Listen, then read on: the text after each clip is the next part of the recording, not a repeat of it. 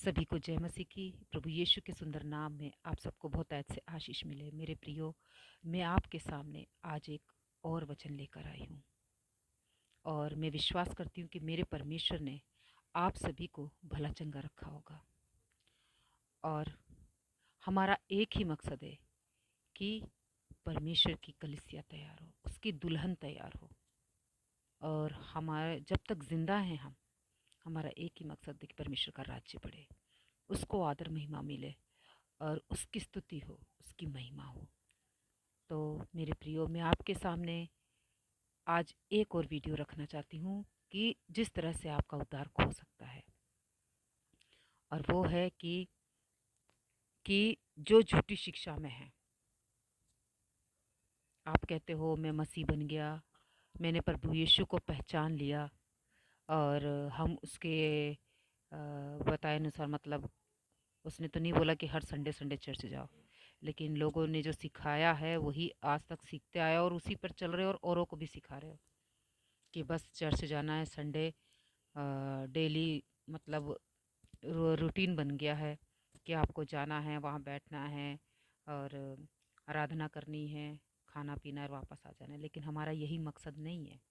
हमारा मकसद है कि परमेश्वर की दे खरी शिक्षा पाए, परमेश्वर का राज्य बढ़े खरी शिक्षाओं के साथ।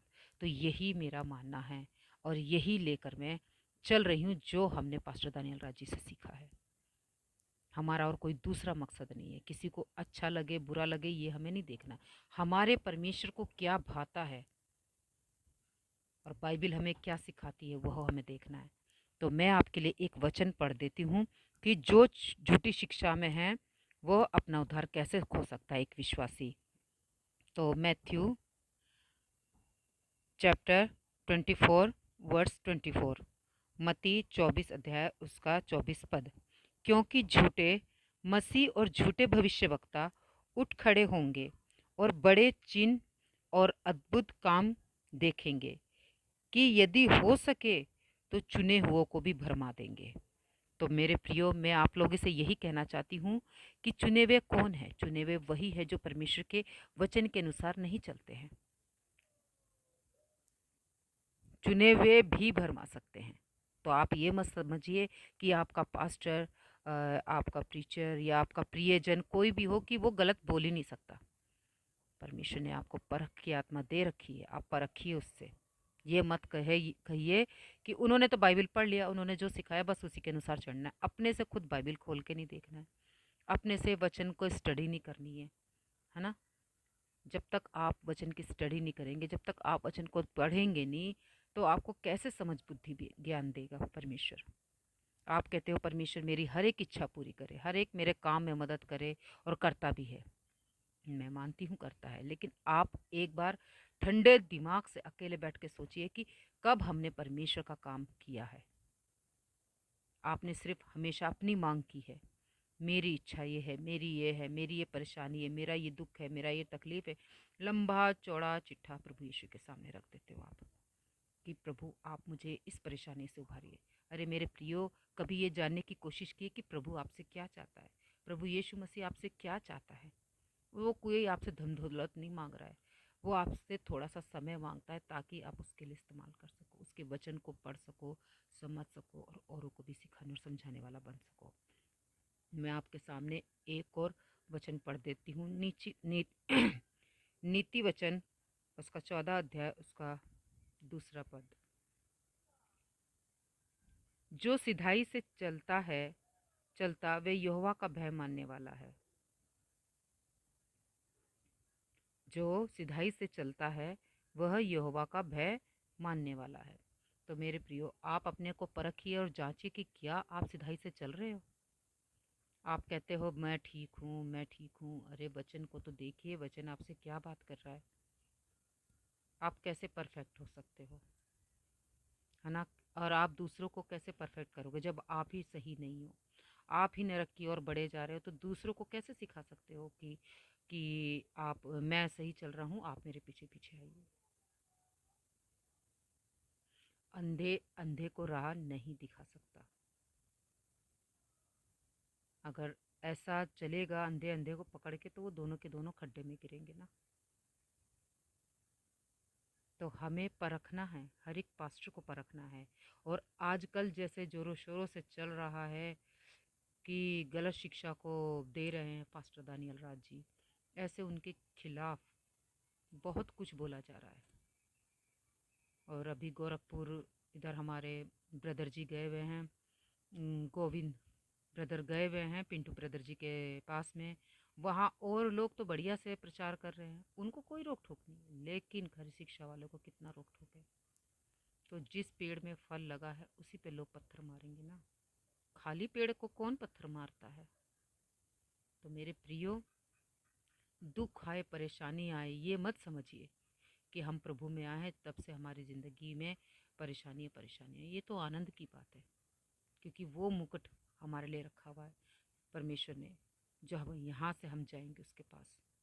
तो हमें उस मुकुट को पाने की इच्छा में अपने आप को आगे बढ़ाते जाना है ना। उस दौड़ को दौड़ना है जो दौड़ हमने शुरू की है जब हम शुरू में आए थे मसीह में। तो उसी दौड़ को दौड़ते हुए मैं आगे बढ़ना है, परमेश्वर के राज्य के लिए काम करना है। हमने परमेश्वर को जाना, खरी शिक्षाओं को जाना, तो उसका मकसद यही है कि हम चुने हुए हैं और हम उसका काम करें।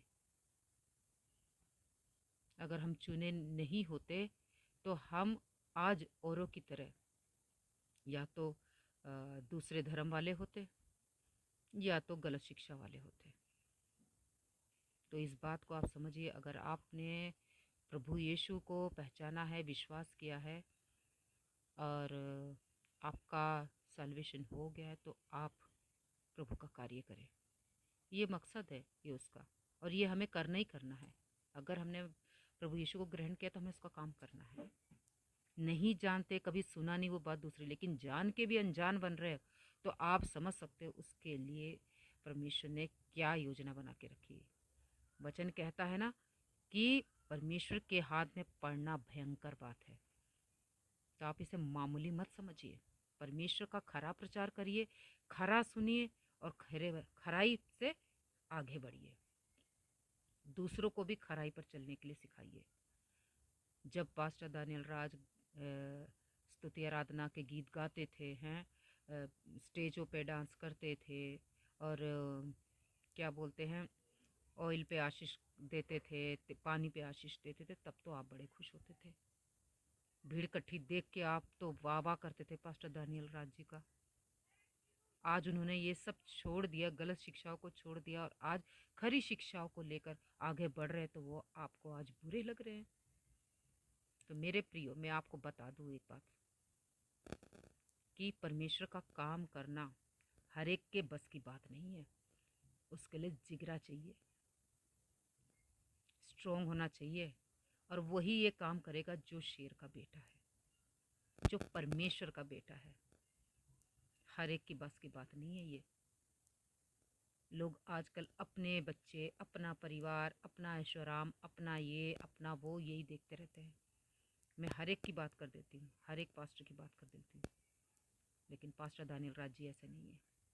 उन्होंने सब कुछ पीछे रखा है, सबसे पहले परमेश्वर को रखा है। वो ये नहीं सोचते कि कौन मेरे बारे में क्या कहेगा, वो बस ये कहते कि परमेश्वर का राज्य खरी शिक्षाओं से चले और हर एक आत्मा बचा ली जाए, और वही हमारा मकसद है। क्योंकि ऐसी शिक्षाएं आ गई है चर्चों में कि लोग खरा सुनना ही पसंद नहीं करते हैं, लोगों के कान खराब हो गए हैं। तो मेरे प्रियो, मैं आप लोगों को बता दूं, इस वीडियो को जब भी आपके हाथ लगे, इस वीडियो को ज़रूर करके देखिएगा कि ये लेडीज़ या ये सिस्टर क्या कह रही है। एक बार इस वीडियो को ज़रूर करके देखिएगा और अपने आप को परखिए और जांचिए। अभी मैंने आपके सामने नीति वचन का पढ़ के सुना दिया है, 14 का 2 लिखता है, जो सिधाई से चलता है वो यहोवा का भय मानता है। तो आजकल कोई भी यहोवा का भय नहीं मानता है। आज लोग मेगा चर्च में जा रहे हैं, जहाँ उछल कूद होता है, नाच गाने होते हैं। वो चर्च लोगों को पसंद आता है क्योंकि वो संसारिक तौर से चल रहे हैं, और लोगों को वो चर्च नहीं पसंद आता है जो खरी शिक्षा को लेके चल रहे हैं ना, वो लोगों को पसंद नहीं आता है। तो इसलिए सावधान हो जाइए और खरी शिक्षाओं को सुनिए। और शेखर डेविड को मैं यही कहना चाहती हूँ, अगर आप भगोड़े नहीं हो तो पीछे उल्टी सीधी बकवास क्यों कर रहे हो, सामने क्यों नहीं आते? अगर आप खरा प्रचार करने वाले हो, सही हो आप, तो आइए उनको बताइए कि मैं सही हूँ। पास्टर दानियल राज जी को बताइए कि मेरी शिक्षा सही है, उनके सामने आइए, वो हर एक सुविधा आपको दे रहे हैं, आइए। पीछे पीछे भौंकने से क्या फ़ायदा, पीछे तो कुत्ते भी भौंकते हैं। तो अगर सही सुनने की ताकत है तो ज़रूर आइए, अगर आप सही हो तो। अगर आप अपने आप को शेर का बेटा कहते हो, परमेश्वर का बेटा कहते हो, तो सामने आइए और वहाँ पे देख लेंगे कौन कितना वचन का पक्का है। तो हमें घमंड है कि हम ऐसे परमेश्वर की आराधना करते हैं, और हमें घमंड है हम ऐसे पास्टर को मानते हैं, पास्टर दानियल राज जी को, जिन्होंने हमें खरी शिक्षा सिखाई, जिन्होंने हमें हर एक वचन को सही तरीके से इंटरप्रेट करना सिखाया, कॉन्टेस्ट में बात करना सिखाया, घटना को एक तरफ रखा और जो दूसरे वचन होते हैं उनको अलग रखा है। हमें घटना को लेकर डॉक्ट्रिन नहीं बनाना, हर एक बातों को समझाया बहुत अच्छे से। अगर आपको समझना है तो आप भी प्लीज़ बाइबल कॉलेज अटेंड कीजिए, शॉर्ट टर्म बाइबल कॉलेज 5 दिनों का आप ज़रूर करके आइए, ताकि आप परमेश्वर के ज्ञान को समझ सके और उस पर चल सके और सिखाने वाले बन सके। तो यही वीडियो मैं यहाँ समाप्त करती हूँ। परमेश्वर इन वचनों के द्वारा आप सबको बहुत आयत से आशीष दे। तो सबको जय मसीह की।